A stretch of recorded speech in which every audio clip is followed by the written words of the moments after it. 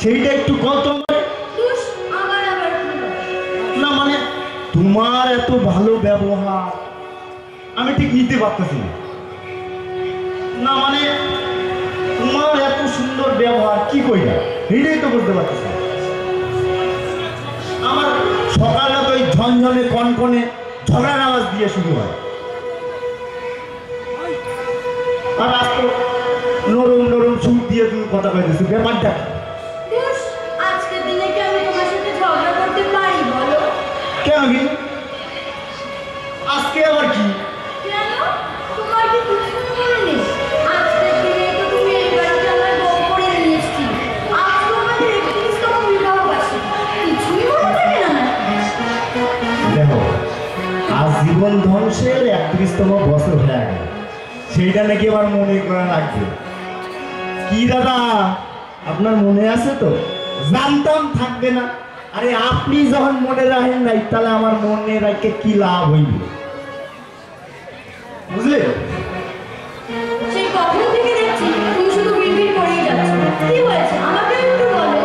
আরে কিছু না তো, কিছু না, তুমি বলো কি বলবা। আচ্ছা একটা কথা বলো তো, যেদিন আমরা প্রথমে বাড়িতে বউ করে এনেছিলে কি মনে হয়েছিল? কি মনে হয়েছিল? তিনখানা বাড়ি পরে হার বাড়ি হ্যাঁ নাকি এবার জিগাইতে হবে, আসতে কোনো কষ্ট হয়নি তো? সারা মনে হচ্ছে এই 8খানা ইট দিয়ে মাথায় বাড়ি মাইরে ফাটায়।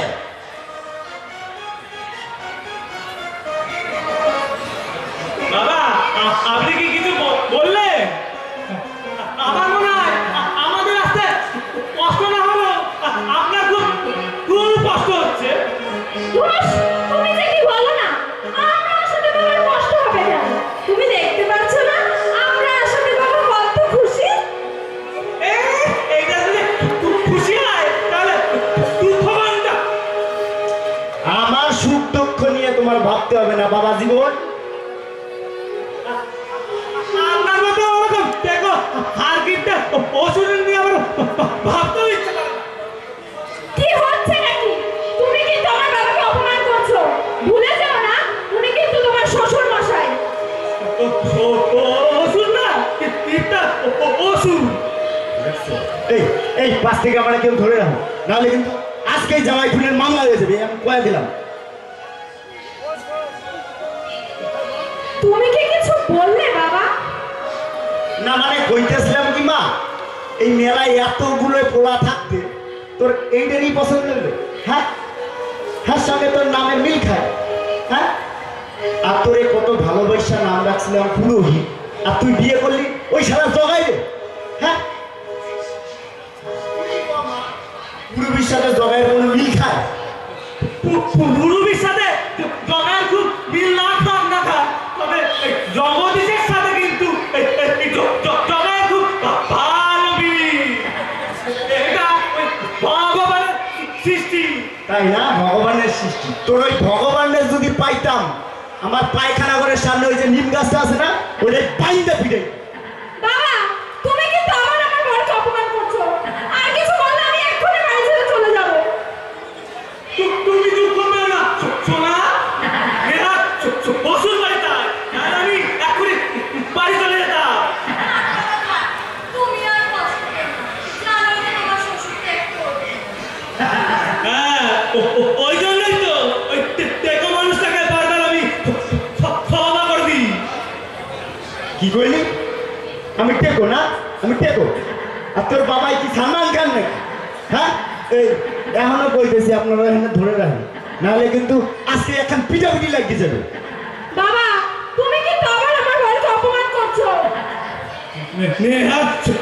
ওষুধ বাড়ি তাই আমি এক্ষুনি বাড়ি চলে যেতাম। এবার তুমি একটু থামো তো। আচ্ছা মা, দাদাকে কখন দেখতে পাচ্ছিল তো? ও কোথায়? কি জানি কোথায়? সেই তো সকালবেলা বেরিয়েছে, এখনো তো বাড়ি ফিরলাম না। কনে আবার থাকবে? দেখো ওই মেলার অলিগলি কোন জায়গায় মদ গেলতেছে, তার তো ওই একটাই কাম। কয়দিন ধরে লাগাইছে, হ্যাঁ নাকি এখন বিয়া দিতে হবে। এখন যে মাইয়া কোথা পাই হেডেই বুঝতে পারবো। বাদ দাও, চলো ঘরে চলো, আমাকে আমি রান্না করতে। তোর মতো তো তোতলা যদি বিয়ে হইতে পারে তাহলে আমার মায়ের বিয়ে। পোলারও বিয়ে হয় বুঝলি? হ্যাঁ ঘরে যাইতে হলে চল আর নাহলে ওই যে দেখছিস তিনখানা বাড়ি ওখানে চল।